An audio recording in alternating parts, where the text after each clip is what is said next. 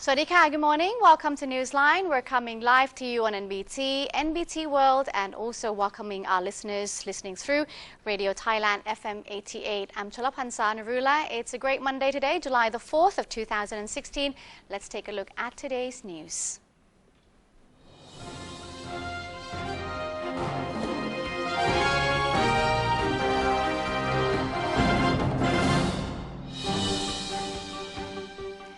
In today's Thailand Moves Forward, the Royal Thai government has sent representatives to the United Nations to inform the latter of the current political situation in the country. Prime Minister and Head of National Council for Peace and Order, General Prayut Chan-o-cha, said Thai representatives had travelled to the United Nations to clarify its stance on the country's political transition.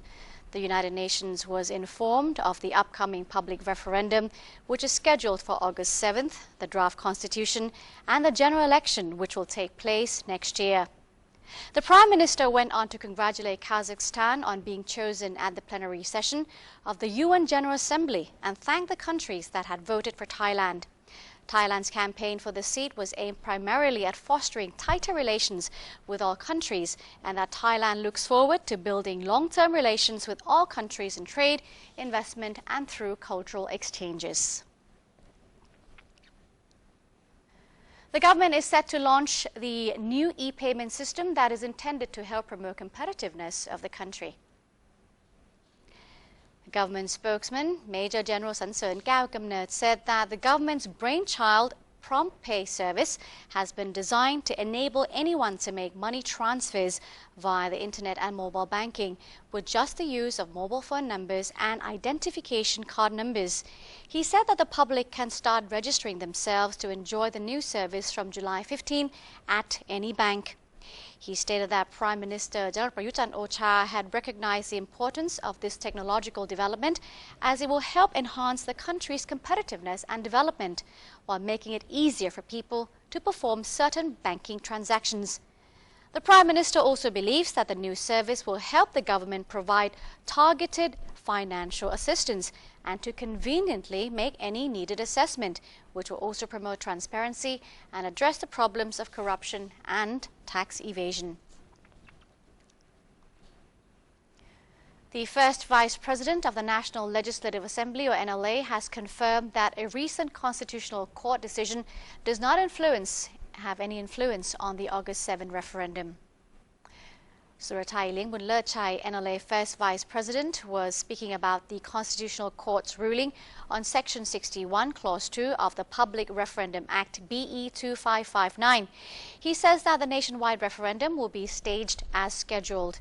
The courts earlier reached a unanimous decision that a clause in the public referendum law, which was in question, does not violate the provisional constitution.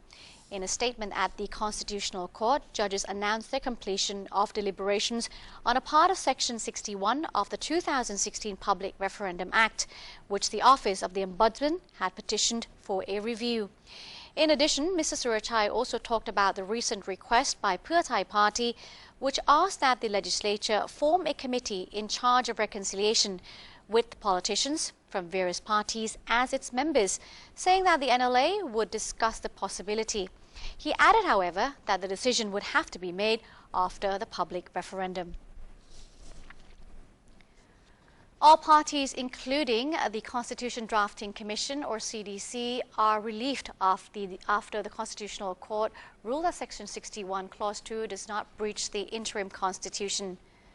Michai Lingbunlerchai, that is Michai Richupan, CDC chairman, said that the court's ruling eases the tension and people's concerns on the referendum, as the reform process can now go on without obstacles. The details of the Constitutional Court's verdict will be publicized this week. He did, however, express his concerns that members of the public have too little time to study the draft constitution and the additional question posed in the referendum ballot. He said volunteers will continue to go on door-to-door visits and make sure that people understand important aspects of the draft constitution concerning their rights, education, public health, and political reform. Suwapan Tanyuwatana, minister attached to the office of the Prime Minister, said that the Election Commission is closely monitoring all political movements within the country. Minister Suwapan said that the government's main responsibility is to maintain peace and order in the nation, as well as push for a successful country reform and facilitate the work of other reform bodies, namely the National Legislative Assembly, the National Reform Steering Assembly, and the Constitution Drafting Commission, as well as the electoral body. The minister believes that the EC has the ability to monitor all political movements and will be able to judge if those movements threaten national security. He said security units will implement proper measures in a bid to ensure a smooth political transition and to allow the referendum take place in a peaceful manner. He pointed out that although the law does not forbid anyone from expressing his opinions towards the draft constitution or the public referendum, one should express them in a way that does not instigate social conflict or violence. The Department of Foreign Trade, or DFT, has expressed confidence that it will be able to release more than 2 million tons of rice from government stockpiles to private entrepreneurs for export to foreign markets. Details on the terms of reference, or TOR that is, for the rice auction have been given by the DFT to interested bidders.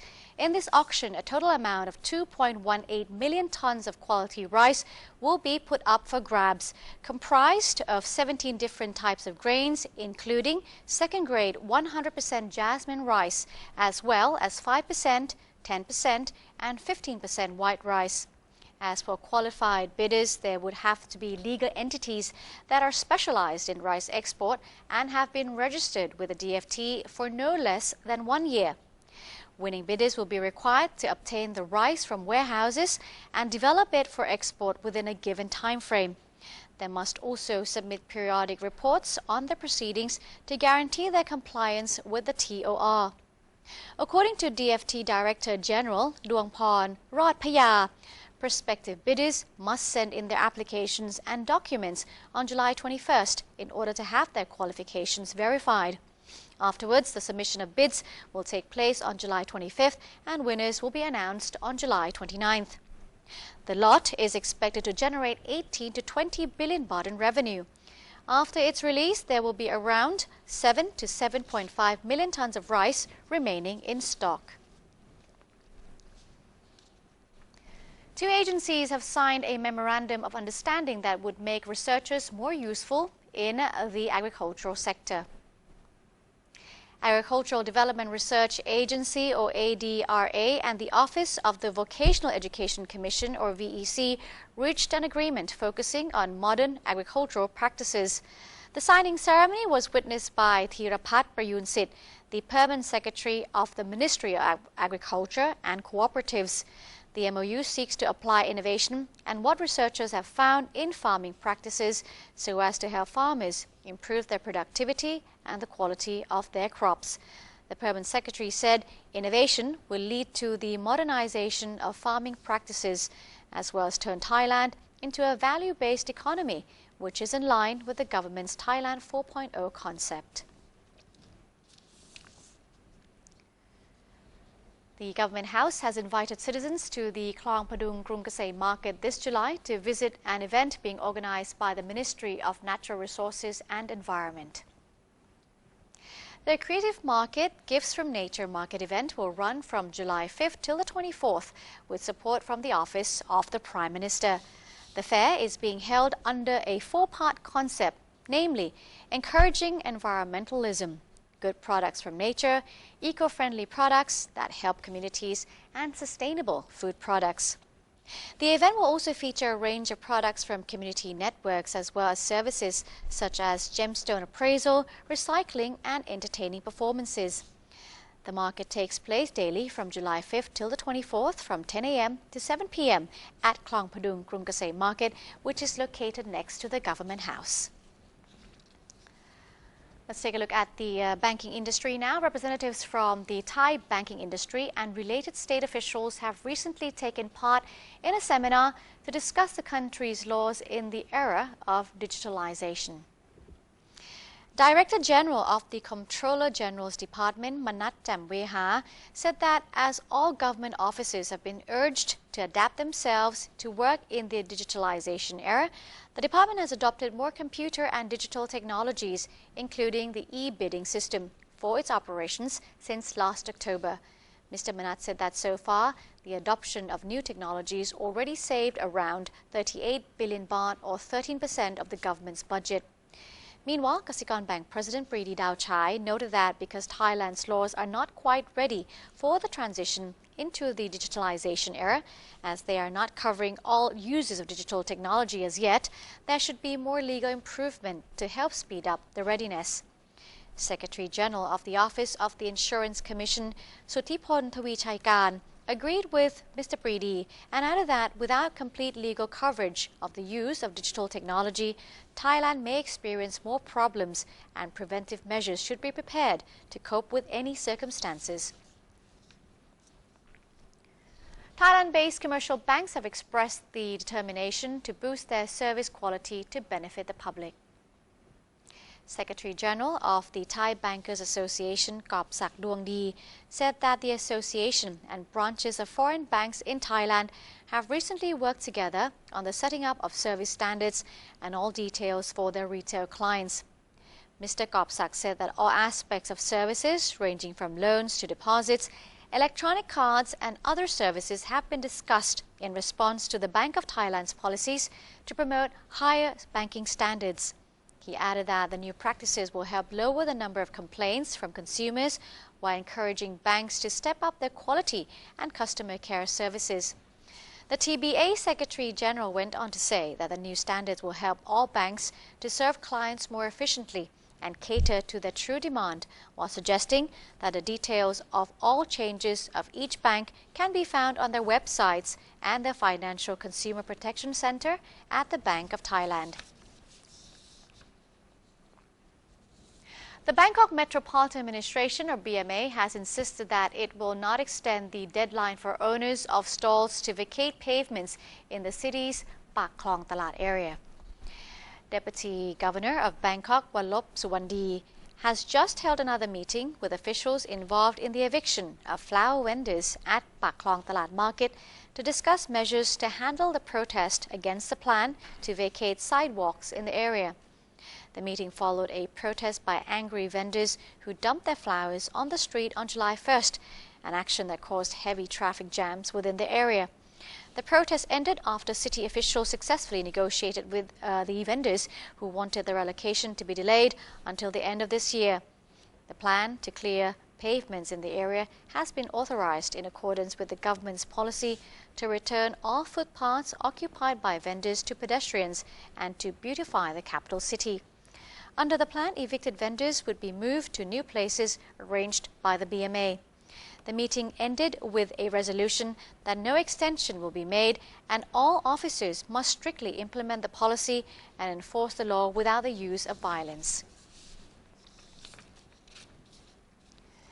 And that's it for Thailand Moves Forward. We'll now take a quick look at the exchange rates and commodity prices. Newsline will be back with ASEAN and beyond. Stay with us.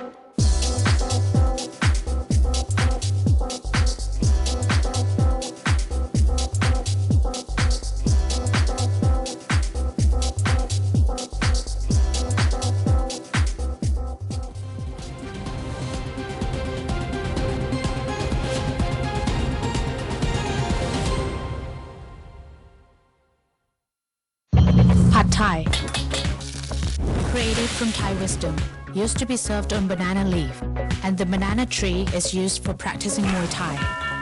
Muay Thai was trained in the temples, which can be found on the mountains, in the caves, or on the water, everywhere, just like Pad Thai. there are thousands of other stories to discover. Discover your amazing stories in amazing Thailand. Now that we are together as one, the dreams of 600 million people may come true. We have to respect every woman and every child as a person and have a full human rights and no violation whatsoever. If we combine that resources with research and technology, it will improve our life quality and our economy a lot. So we open to each other more, and media play a very vital role. This is what I want to see. I want to communicate more. I want to know more about you. These are the voices to remind us that today we, all the people of ASEAN, are the center of this great community. ASEAN, the people-centered community.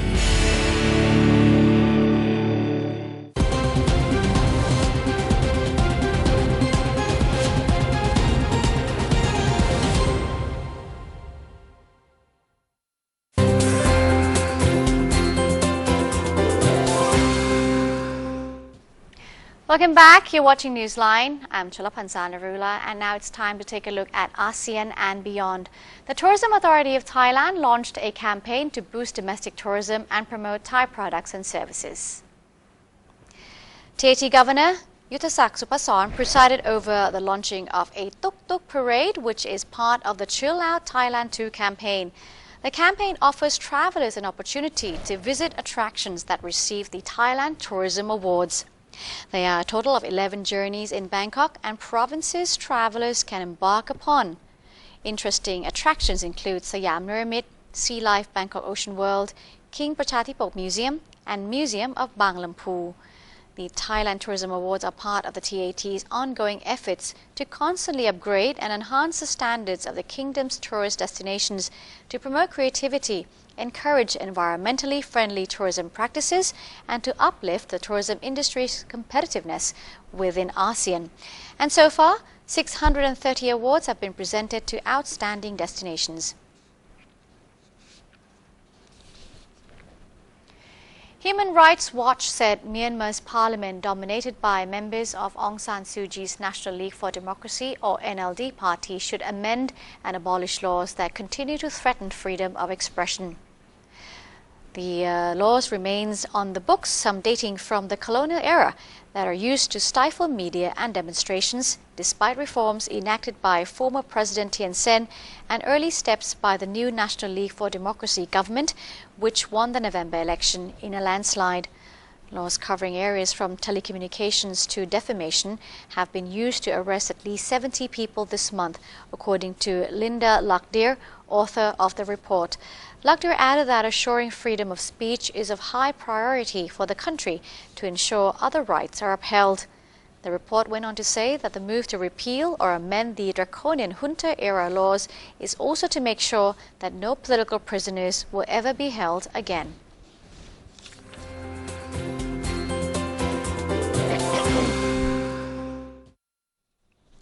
And in other global news, Bangladesh's Interior Minister said that the 7 militants who killed 20 people at a restaurant in Dhaka were homegrown.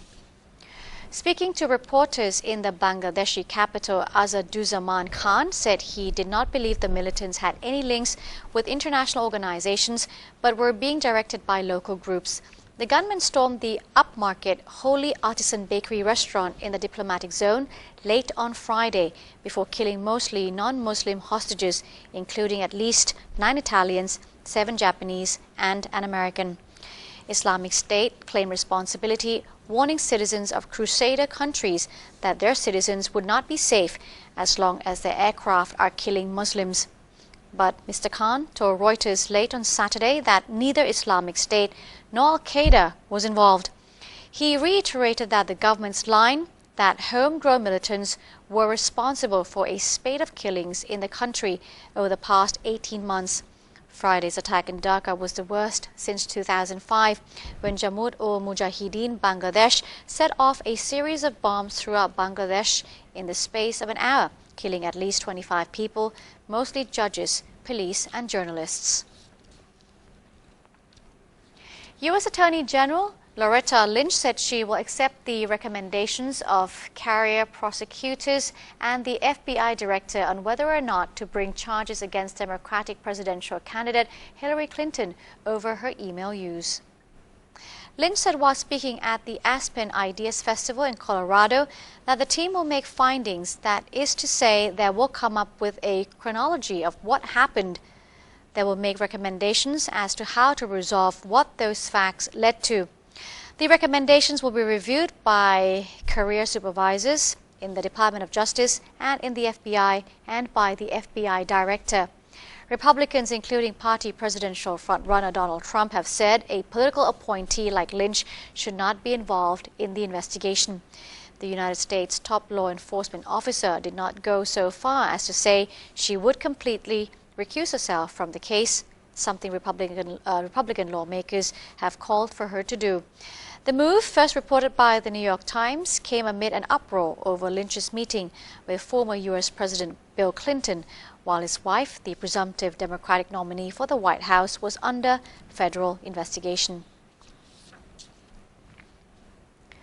Around 20 people staged a protest outside Hong Kong's FedEx office on Sunday, calling for the courier company to stop transporting shark fin.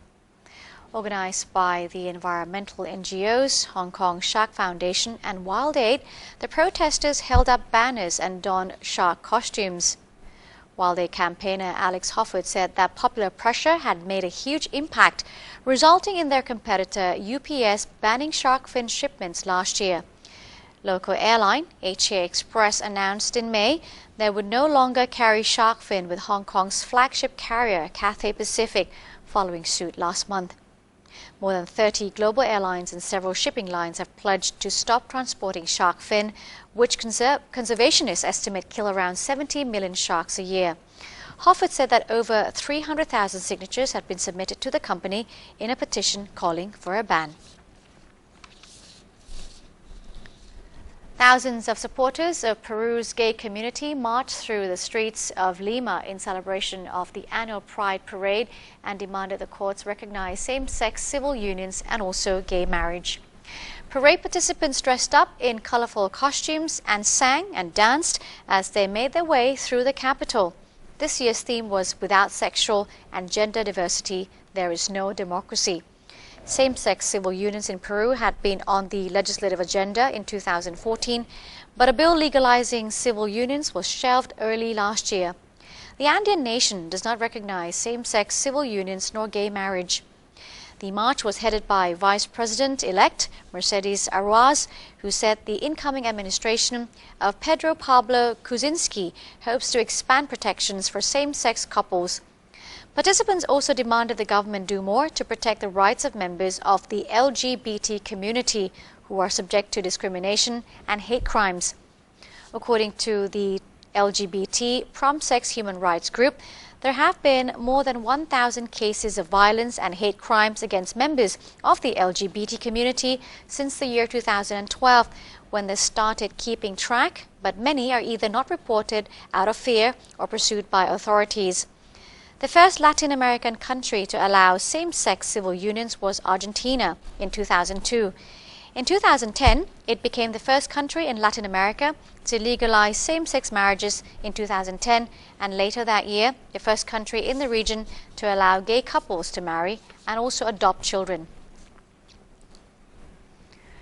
And that's it for today's edition of Newsline. Thank you very much for joining us. If you do have any comments to make, well, feel free to write to us at newsline.nbt@gmail.com. Today we end the program with some pictures of the annual Wife Carrying World Championship held in Finland. Rather interesting indeed. I'm Chalapan Sadarula. We'll see you tomorrow. Have a good day. Swadee ka.